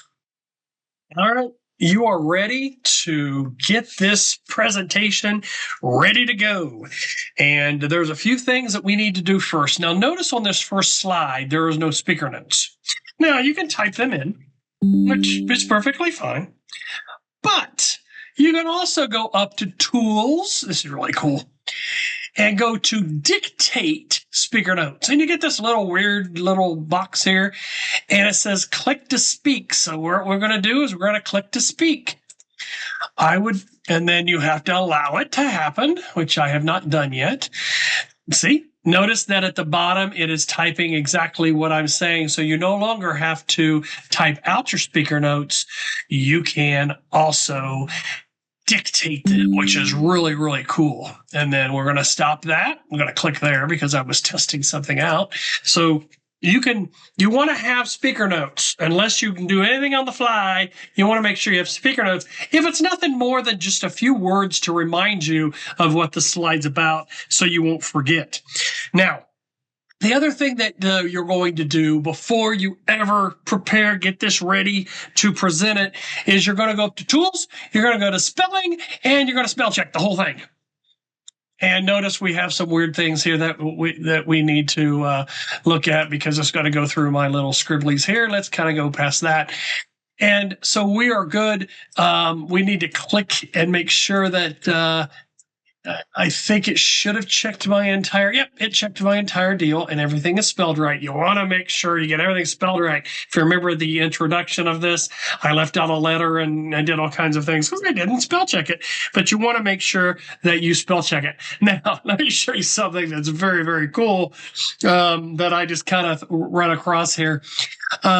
This is the AI thing that's really cool. It says, beautify this slide.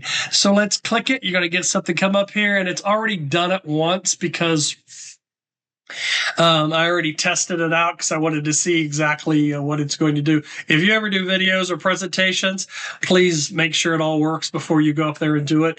I did a presentation once with technology, and all the technology crashed. So say that you like this one, even though it's generating a second one, you can click it and voila, it didn't really do the best job that I wanted it to. It says insert it as a new slide. We're going to do that instead. And I like that so much better. Look how cool that is, just from the phrase units of measure.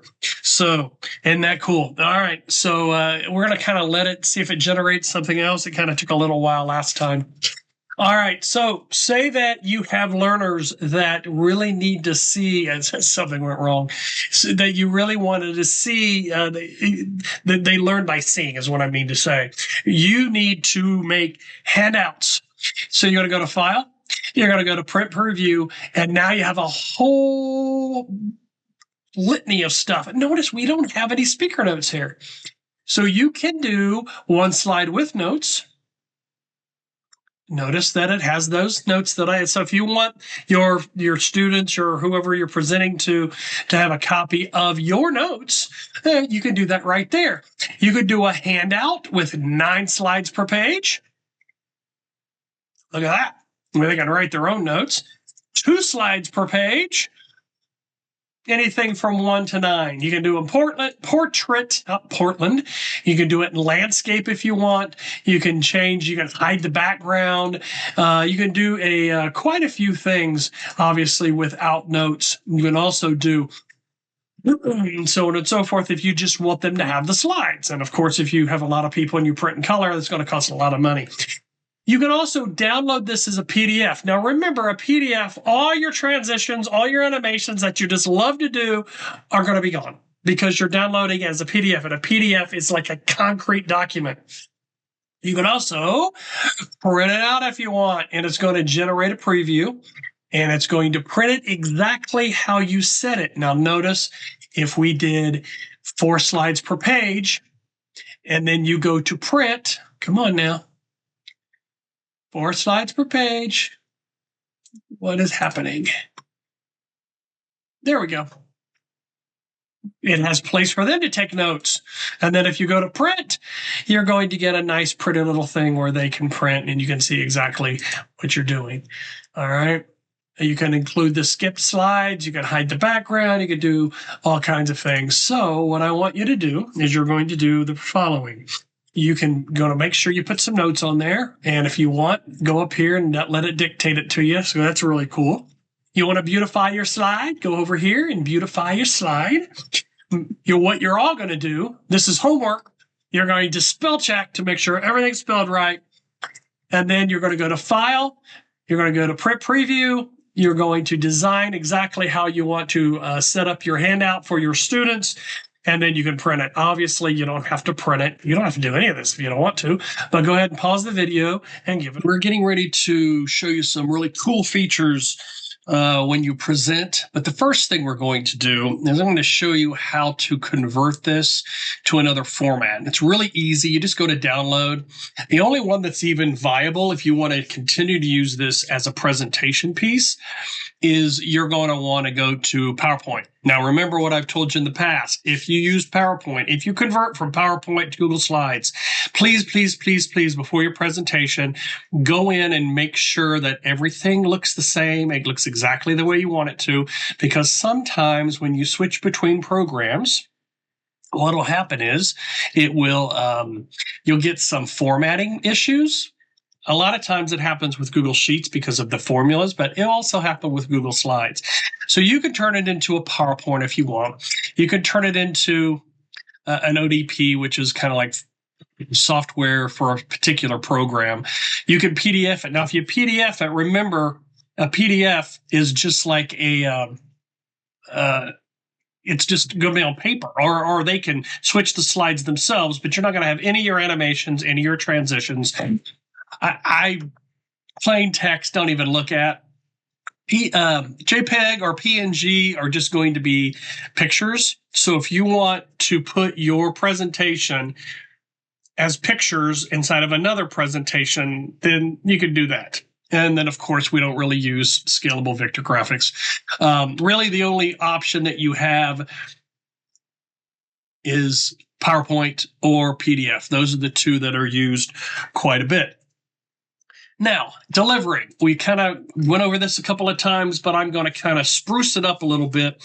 Well, the first thing you're going to do is go up here, and you're going to present with presenter view. And the reason is I want to show you, once we pop this up here, it's going to start your timer. I always pause it and reset it because it drives me crazy.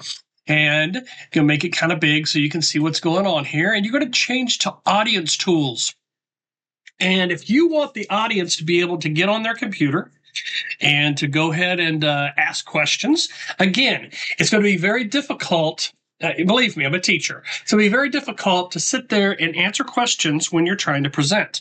So you may want to have somebody off to the side that is that you shared your PowerPoint with, your Google Slides, or at the computer that can answer questions, or you can have it in front of you, but it's very distracting, let me tell you. But let's go ahead and start new. I'll show you exactly how to do this. Now, there's a link up here, and you can turn them off or turn them on at any time. And if you click on this link, it's going to open up questions. Then you can ask the questions. Now, I'm going to ask a question, and then I'm going to turn around, and I'm going to show you what it looks like on the presenter view. So I'm going to ask a question. How do you use this question? And you can ask it anonymously if you want. Obviously, I'm sure there are reasons for that. And then you're going to go ahead and push submit. And there it is. And you, as the presenter, are going to see this. You can also do a thumbs up or thumbs down if you want. And if you go over to your presentation, look, it's right there in your slides. You can see that. Now, there's a couple of things that, like I said, you can turn this off if you want. You can leave it turned on. And if you go out of this, then the question and answer will just disappear. All right, it'll say that it's no longer active. All right, so let's look to see what happens when we turn it off. Turn it off, and we go, and we can't ask a question. You can't click. You can do that, but you can't submit it because it's closed. Okay? So just kind of keep that in mind. You can turn it on and off if you want, but just make sure that when you do this, that you have a plan of attack ahead of time, because I have done this before live, and you will get a blue million questions, and they will ask them and ask them and ask them. And you can have them all at the end, where you can collect them, and at the end you can go ahead and answer as many questions as you want, or you can do it live on the fly. And if you do it live on the fly, just remember that you're going to get a bunch. So why don't you go ahead and pause the video and give that a shot. So there are some reasons that you would want to publish, and I don't know why they call it publish, but I guess maybe it makes sense a little bit. You would want to publish your PowerPoint. Now, what does publish mean? Publish means put it out there in a non-editable version of a website. So I'm going to show you how to do that. You go over to File, and you go over to Share. It didn't used to be in share. It used to be all by itself down here, but now it's in share, and you can publish it to the web. Now, you would want to do this if you don't want to share it. You're afraid somebody's going to edit it. Even if you only give them viewer rights, they can make their own copy, which they can screenshot it on the web. But this is just another option. You could do this to almost all of Google products. So you're going to publish it to the web, and you're going to get this box that comes up. Now, you can link this, and you can have the slides advance automatically. It's 3 seconds by default. I will tell you that if you have like some slideshow running, like at a booth at a presentation, 3 seconds is not enough. I like to do 10, especially if you have some writing on there, some words, so they can read it. It's like driving 70 miles an hour down the interstate, and there's a billboard, and you can't hardly read it because it flips and maybe it's digital.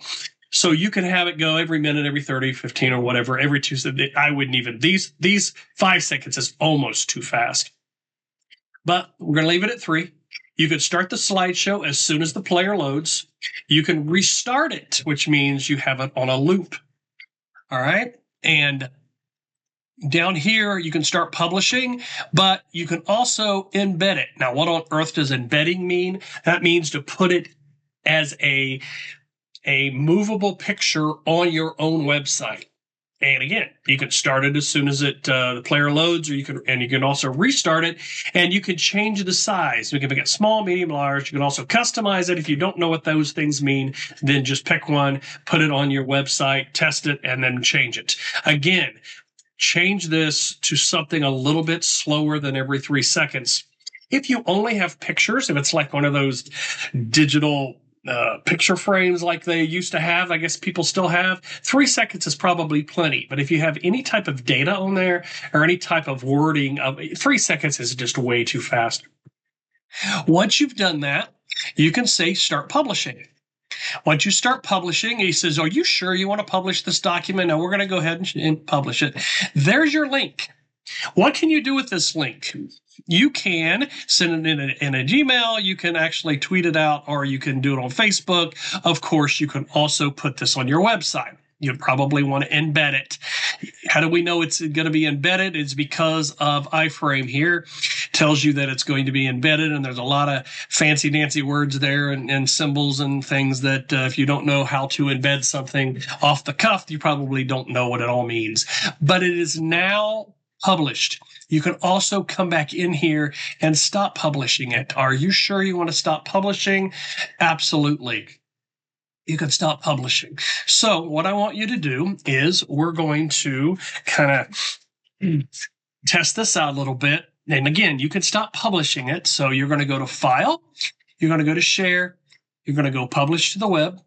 And then you're going to pick your stuff. Remember, if you have words, you're going to at least make it 5. I can't imagine 3. Can you imagine every second? You wouldn't be able to read but a word. It's like flying 90 down the interstate and trying to read one of those digital signs and then hopefully not wrecking. But then you can start your slideshow whenever you want. You can publish it. Again, if you know how to do this on a web page. A lot of web page publishers like Wix or GoDaddy, they will actually give you, they'll say, do you want to embed this? You can put your embed stuff right in it, and it'll embed it for you. So it makes it a little easier than trying to do HTML all by yourself. So pause the video, go ahead and publish it, and then stop publishing it. It doesn't matter. You're not sharing it with anybody. And the odds that somebody can find your Google slide presentation are really nil. So give that a shot. Google has a really cool new feature that I have never used in a presentation, mainly because I do a lot of face-to-face. It would be a lot easier to do it if you're doing a Zoom presentation or Google Meet, I guess, since we're talking Google. I've not used it, but I have tested it. The first thing that I want to talk to you about is I will be referring to clickers. That is a clicker. It looks really close to the one I use. Mine's an Amazon Basic, but this is what a clicker is. So when you hear me say clicker, I'm talking about this thing right here. So what you're going to do, we're going to talk about using a pen and drawing all over your presentation.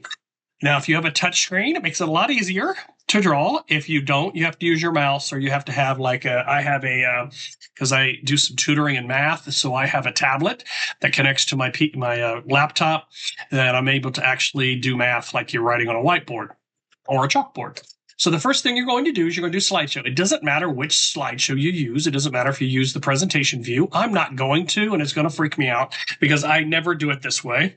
But for sake of our demonstration here, I'm going to. You're going to click the three dots that someone referred to as meatballs. Click those, and you're going to turn on the pen. Now, the pen is really basic. If you can tell, there's a little red dot there. It looks like like a laser pointer, but it's not. You can literally write. And if you go down here, you can change your color. You can change it to green, and it's going to do green. You can change it to black for whatever reason. You can change it. Now, the limitations of this is that all you can do is erase all. And it erases it. Now, I will tell you, you can use the arrow keys to switch back and forth. You cannot swipe.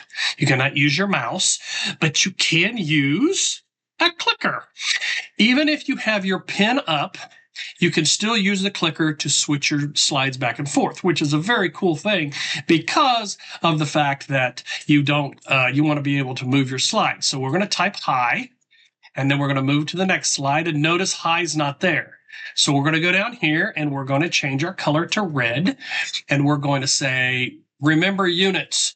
We're going to switch, and it's gone. Okay, so we're going to switch to this slide, and we're going to talk about the difference between meters and inch and foot and miles.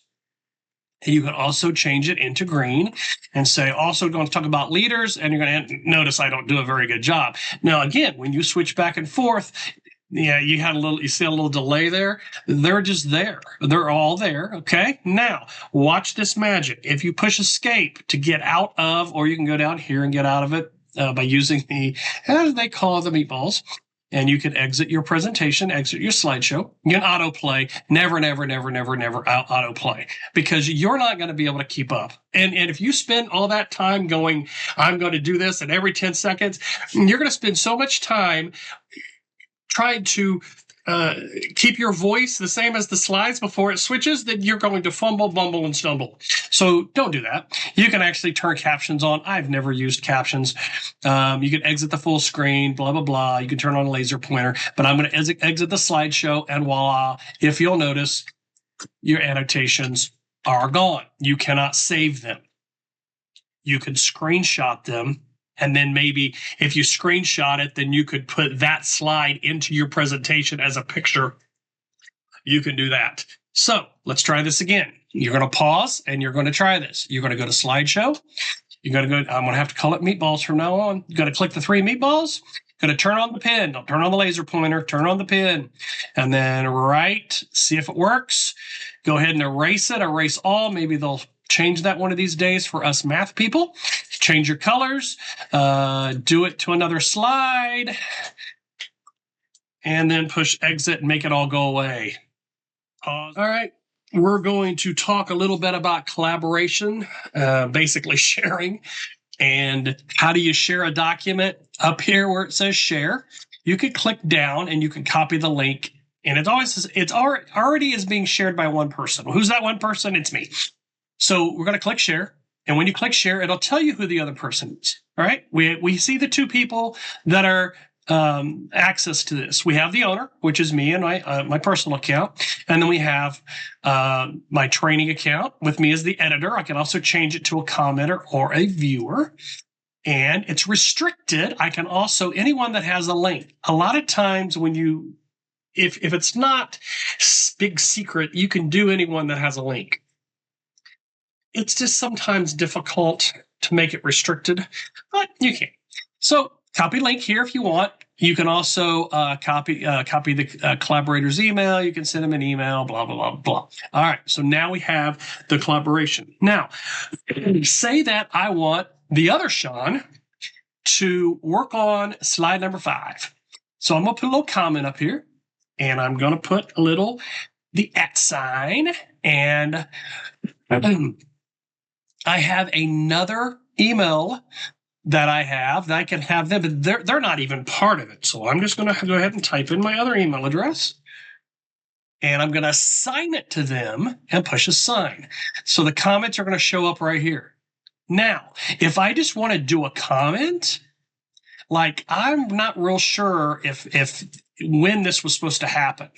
When were we supposed to change to the metric system? Well, I'm going to highlight the part that I need to look at. Okay. And I'm going to push comment over here. Notice that's highlighted in yellow. And I'm going to say, check on the date. I remember when I was little, they talked about moving to the metric system, but we never did. And comment. So it's right there. That is how you work with comments. And now you can't see my other screen, but if I go to my other screen, it will say that somebody needs to check on that. When you're done checking on it, you can edit it, delete it, because I created it. You can do an emoji, or you can say that it's done. And now notice that the yellow is completely gone. Now, notice up here, see this? That's my logo for my personal account. I am live on it. So as you're making changes down here, notice that my name shows up and I'm clicking on the other screen, that I'm typing things. I can say the word this. So you can see somebody working on it live. What if they aren't working on it live? Well, you can go up to see version history, and you can see, once you click this down arrow, and again, it's kind of hard because we have the same name. I should have changed the name or something. But you can tell that somebody has been working on this, and they've been moving it. And it'll tell you exactly what is going on, and who worked on it and who changed it. It's very important if you're a teacher, and I just messed it all up. It's very important if you're a teacher, because if you suspect your student of cheating, you can go right into their Google. They can't get rid of this. You can go right into their history and see that it was John's paper, but Mary worked on it. So you can do that also. So those are the ways, the comments, the version history, or if you guys are both working live, you can do that. Now, what I want you to do is I want you to pause the video. You can revoke their privileges too if you want. You can revoke them. And if you don't want them to have access anymore, you can also change it. So you see it says following. So click here.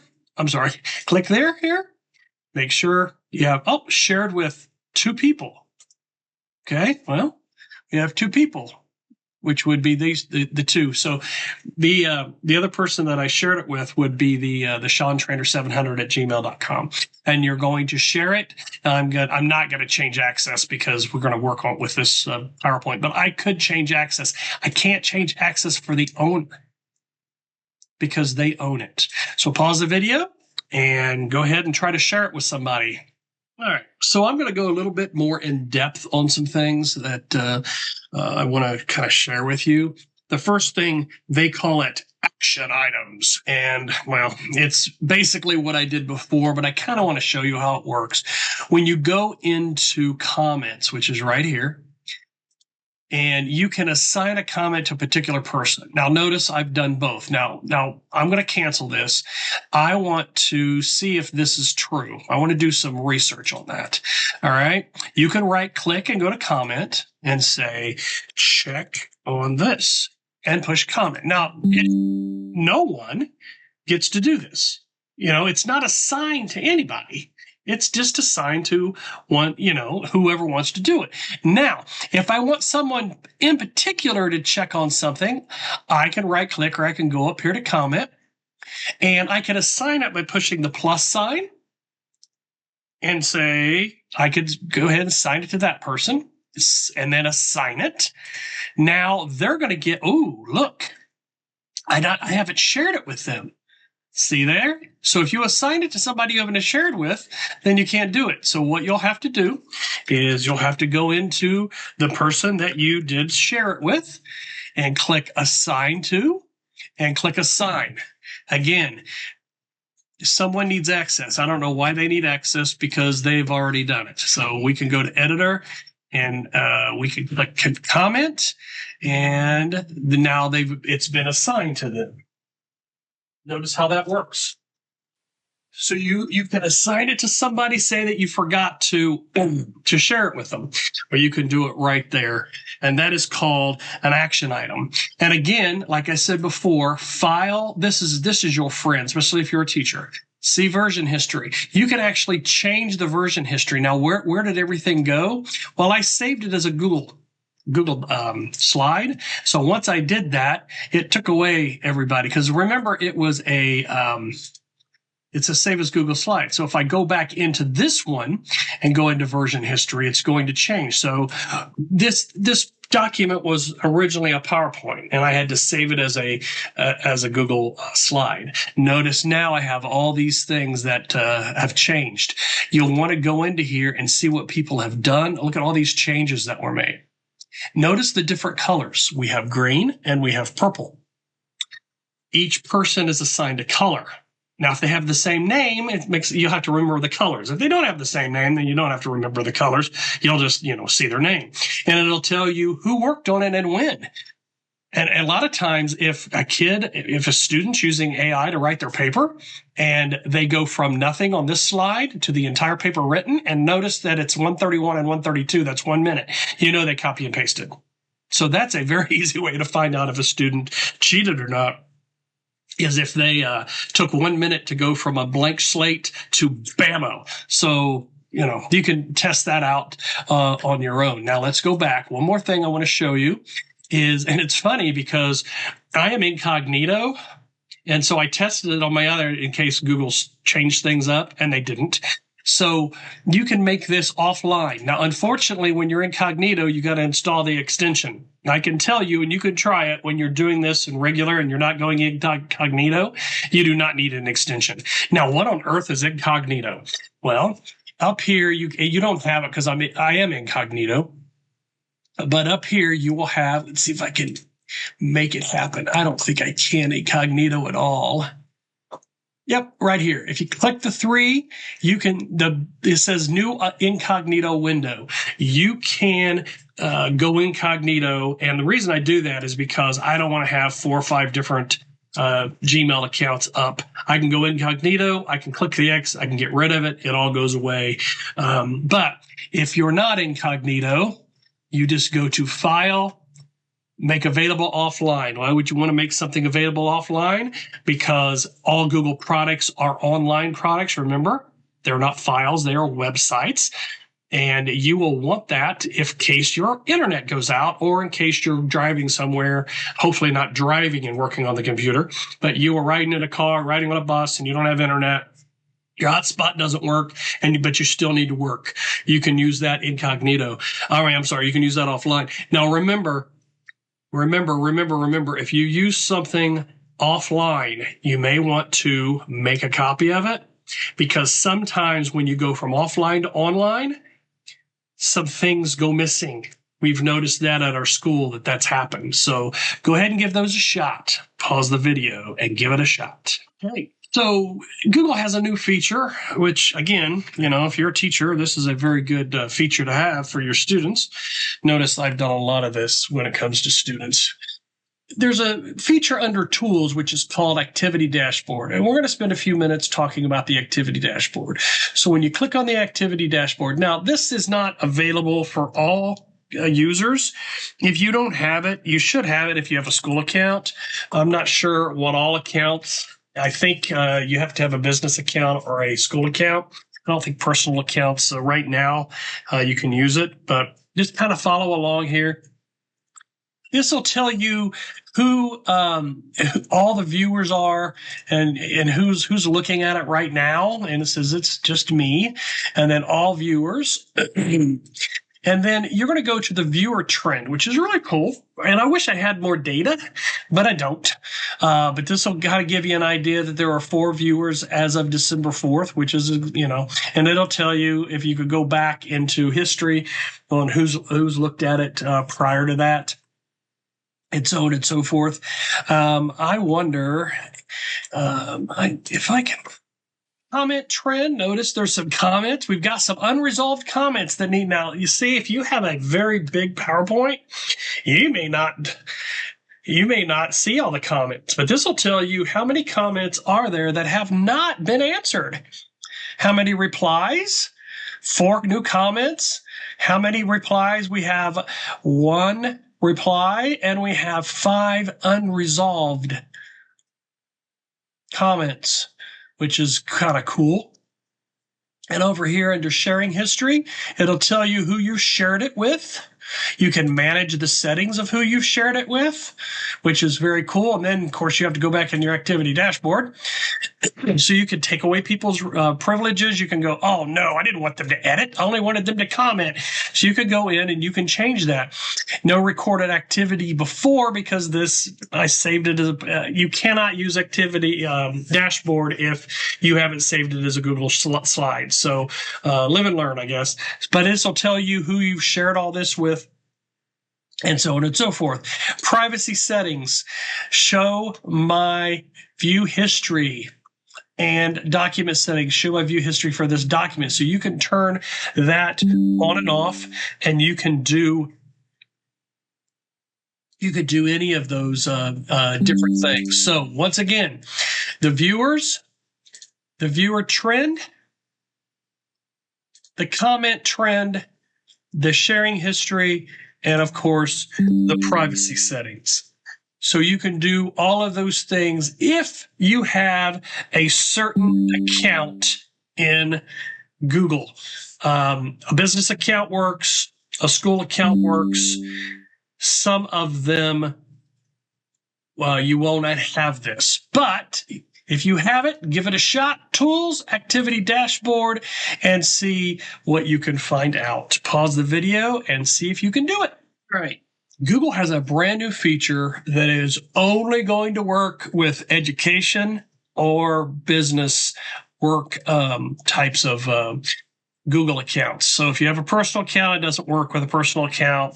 I will tell you, though, that you can approve and reject with a personal account. And I'll kind of walk you through that here. But if you have this on your computer in your Google slide, you're going to go to File, and right here is Approvals. It said New. It doesn't say New anymore because I've used it. So you're going to click on Approvals. And you're going to notice that there has been an approval that has been complete. So what we're going to do is we're going to start a new approval.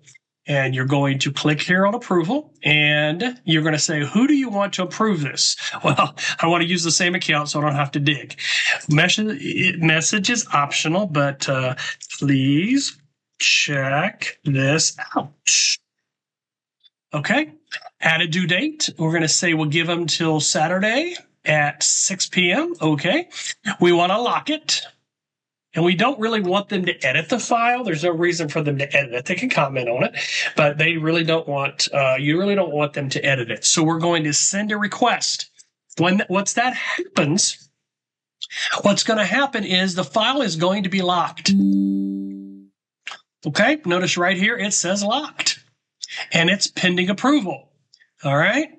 So we're going to sit back and wait for me to approve it. So I'm going to go to my other screen, and I am going to reject this one. And I'm going to say lots of mistakes. And I'm going to push reject. I don't have 2 accounts that I can do this with. So, or to put on the screen. So once I've done that, I can leave a comment. Bad news. All right. So I've left a comment. I've rejected it. And I'm going to refresh here.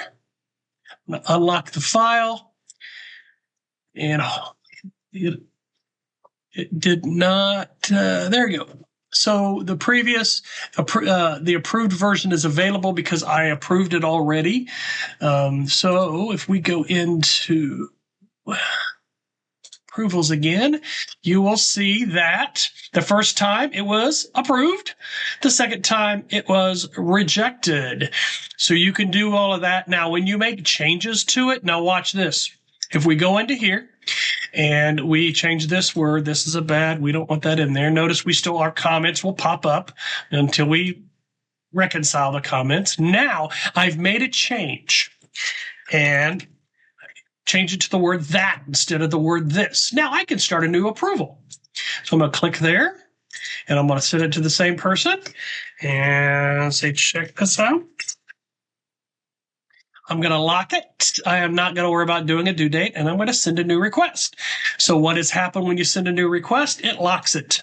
You can't really do much with it. You just got to sit and wait for it to get, and I've got all kinds of stuff going over here. So I'm going to take a look at it, and it says the document is locked. So I'm going to unlock it. And I'm going to approve this one. Then say, great job. Approve. All right. Now I'm going to go back over here, and I'm going to unlock the file. Okay. They've made a few changes to this. Now we're going to go back into approvals. And once again, you're going to see that the approval is complete. Now down here, this is what's cool. There is an improved version of the file, and which means if you type on it and don't go to request, there is a file that's been, or not a file because they're not filed. But it says file. There's been a presentation that has been approved, and then you edited it afterwards. And that was not approved yet. So you'll want to go back in and start a new approval. So if you have the access, if you have a work business account or a school account, you can do this. If you can't, you're out of luck. So file, approvals, and see what you can do with that. So pause the video and give that a try. All right, we are finished. We are at the end of Google Slides Advanced. If you have not looked at the Google Slides Beginner, please search for that and check that out. We've also done a Google Sheets Beginner, Intermediate, and Advanced. But I really appreciate it. Thank you for watching, and I will see you next time.